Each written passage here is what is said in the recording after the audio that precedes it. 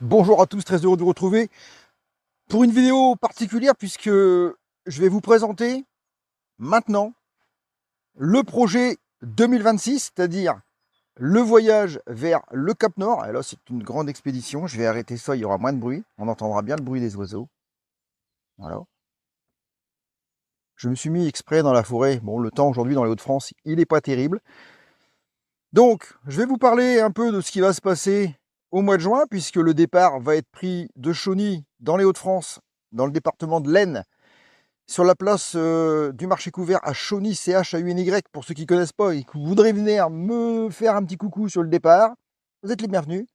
Avant d'aller plus loin, il faut quand même que je vous dise que j'ai créé une cagnotte Litchi où vous pouvez accéder, faire un don, n'importe quelle somme, c'est toujours bon à prendre et je vous en remercie d'avance. Alors pour l'instant, on va dire que le projet, euh, il y a j'ai préparé deux itinéraires, un qui est complètement fait et l'autre qui est en cours de travail, puisque, vous le savez, je vous en ai parlé, j'utilise donc l'intelligence artificielle pour tracer mes itinéraires, et ce qui m'a permis de tracer, on va dire, deux parcours. Les deux font 60 jours au total. Donc le deuxième, qui n'est pas encore prêt, c'est le meilleur. Je vais vous en lire un peu les gros titres pour que vous puissiez vous rendre compte de ce qui va se passer.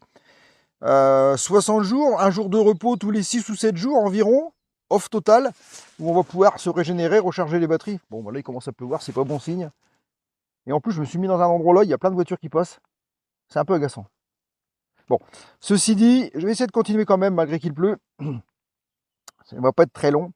Alors, donc, je me suis mis un pense-bête parce que forcément, pour me souvenir de tout, ça va être compliqué. Je l'ai sur le smartphone ici. Je vais d'ailleurs le mettre en écran, juste sur le côté. Alors, l'expédition en vélo mobile. Alors, c'est un petit pense-bête, hein, parce que vous savez que la mémoire, moi, des fois. Alors, le projet, c'est quoi? Une expédition 60 jours, ça, je viens de vous le dire. Chauny, Cap Nord en Norvège. Ça, je vous l'ai dit aussi. Encore une voiture qui passe, c'est un peu embêtant. Donc, le parcours devrait faire à peu près entre 8 et 10 000 km, ce qui est déjà pas mal. Alors, vous avez vu sur l'écran, c'est marqué deux personnes. Et ouais, effectivement, on sera deux. Cette fois-ci, j'ai un ami, ah ouais, j'ai un abonné de ma chaîne qui a découvert le vélo mobile à travers mes voyages. Là, il pleut vraiment de plus en plus fort, c'est embêtant. Je vais être obligé de fermer la capote et de continuer par l'intérieur. Ça, c'est embêtant. Je vais essayer de voir si je peux faire un truc.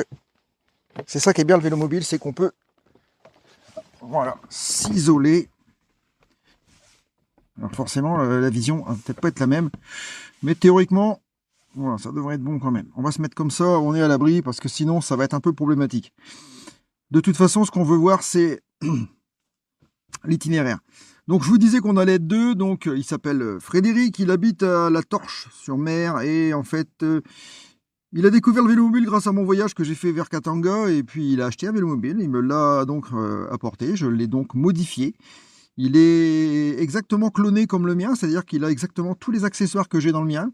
Il a les mêmes batteries, la même motorisation, la même autonomie, les mêmes accessoires. Le chargement est fait exactement pareil, on est vraiment des clones. Et aujourd'hui, il est parti faire une balade de 900 km, histoire de s'entraîner pour voir s'il est sûr de pouvoir suivre la manœuvre. Alors, l'itinéraire.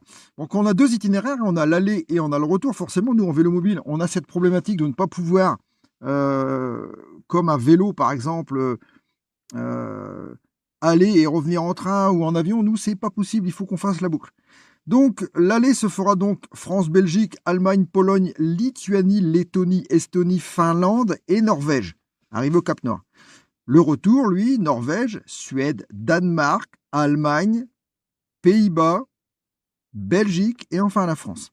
Alors, on s'est mis des bases. C'est l'intelligence artificielle qui a mis des bases. 120 à 170 km par jour. On pourrait faire plus, on pourrait faire moins.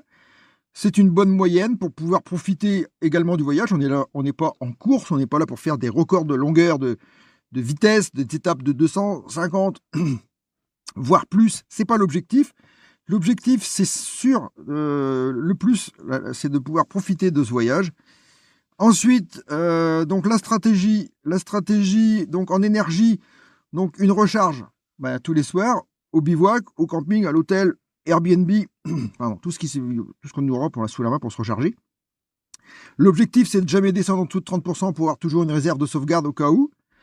La navigation, donc la navigation, on en a parlé, j'en ai parlé dans une vidéo, vous avez certainement vu comment je trace mes itinéraires. Donc je fais faire l'intelligence artificielle qui me fait un fichier squelette que je mets dans Brouter, et dans Brouter évidemment je modifie les paramètres, et ça vous l'avez vu dans la vidéo. Pour ceux qui ne l'ont pas vu, je vous invite à aller la voir. Ça vous permettra de vous rendre compte qu'avec Brouter, on peut vraiment en vélo mobile paramétrer des choses qu'on ne peut pas faire. J'ai l'impression qu'il ne pleut plus. Bon, on dirait que c'est passé. Donc je vais rouvrir parce que j'ai chaud maintenant. Ah, c'était vraiment une averse pour embêter le monde. Je vais vous en mettre comme ça. Voilà. Hop. Donc Brouter, ça permet vraiment de choisir les routes, les chemins, le dénivelé. Il y a vraiment une multitude de paramètres. Ça, pour ceux qui vont les voir et ceux qui n'y ont pas été, je vous conseille vraiment d'aller voir. Et vous allez voir qu'après, c'est vraiment incroyable. Donc Brouter va vous générer un fichier qu'il va falloir aller dans un éditeur de texte. Tout est indiqué dans la vidéo. Dans l'éditeur de texte, vous allez pouvoir donc le formater au format GPX avec un titre, vous puissiez le retrouver, et du coup l'importer dans Locus Maps, dans Komoot, dans tout ce que vous voudrez comme logiciel de GPS. À partir du moment où il est GPX, vous allez pouvoir le transplanter. Alors, les logements, pour les logements camping, camping, plan B, toujours disponible. Il faut toujours vérifier qu'il y a plusieurs campings ou qu'il y a plusieurs possibilités pour dormir. Méga important. Alors, le voyage, il va se faire en 5 phases. La phase 1, c'est la mise en jambe. Alors, c'est des petites étapes pour commencer. Chauny-Valenciennes. Valenciennes, c'est pas loin. Donc, on va pas avoir une grosse distance pour la première étape. Ensuite, Valenciennes-Bruxelles. On sera déjà en Belgique au deuxième jour, sur l'étape 2. Ensuite, donc Liège, toujours en Belgique. Cologne, au troisième jour, on sera déjà en Allemagne. Cologne, Dortmund. Dortmund, Hanovre, en Allemagne. Et le jour 7, à Hanovre, on sera en repos pour une journée complète. Mise en condition, vérification de la machine. On aura déjà parcouru quelques kilomètres.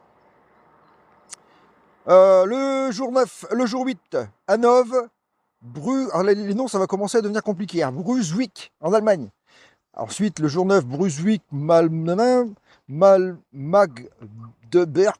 C'est pas facile, Magdeburg. Et le jour 10, on sera à Berlin. Berlin, donc à Berlin, c'est passage de la frontière vers la Pologne. On sera à Poznan, pas comment ça se dit. Ensuite, le jour 13, Pologne.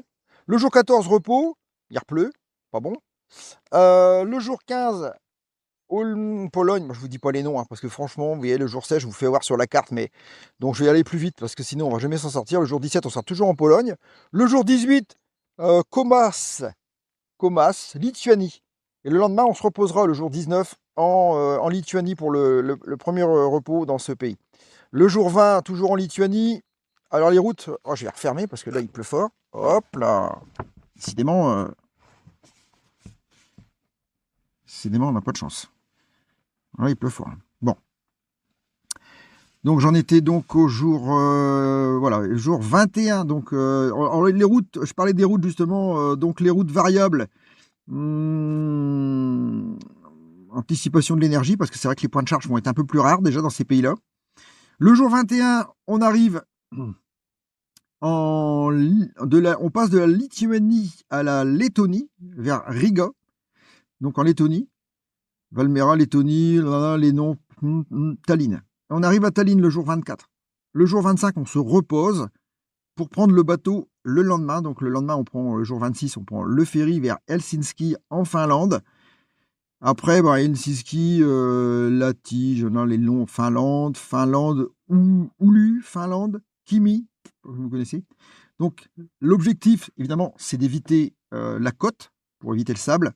On va prendre les routes secondaires. Attention, le réseau ne sera pas forcément peut-être très bon, quoiqu'en Finlande, en général, c'est meilleur qu'ailleurs. On arrive du coup, on vient de passer la phase 2, on arrive la phase 3, on arrive donc à la phase 4. Et la phase 4, jour 31, on est toujours en Finlande, le jour 32, toujours en Finlande, le jour 33, on est toujours en Finlande, et au jour 34, on arrive enfin en Norvège, avec un jour de repos, le jour 35, juste le lendemain. Vous verrez les kilomètres d'étape dans une prochaine vidéo quand je parlerai de l'itinéraire. Le jour 36, on est en Norvège, donc 37 pareil, et on arrivera donc au Cap. Eh oui, on arrivera au cap, si tout va bien, le jour 38. Ah ouais, ça c'est beau gosse.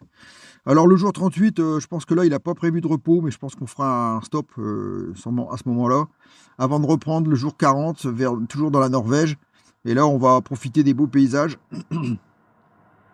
Norvège, jour 44 repos, et ensuite jour 45, donc départ. Ah, attention, hein, il nous met en garde, hein, vent froid, isolement, tunnel. Eh oui, les tunnels, il faut y penser, il y a beaucoup de tunnels par là. Et en fait, on arrive du coup à la phase 5. Et la phase 5, eh bien, la phase 5, c'est Norvège-Suède. Donc en Suède, on va avoir 1, 2, 3, 4, 5, 6, 7, 8, 9, 10 étapes en Suède quand même, c'est beaucoup, hein.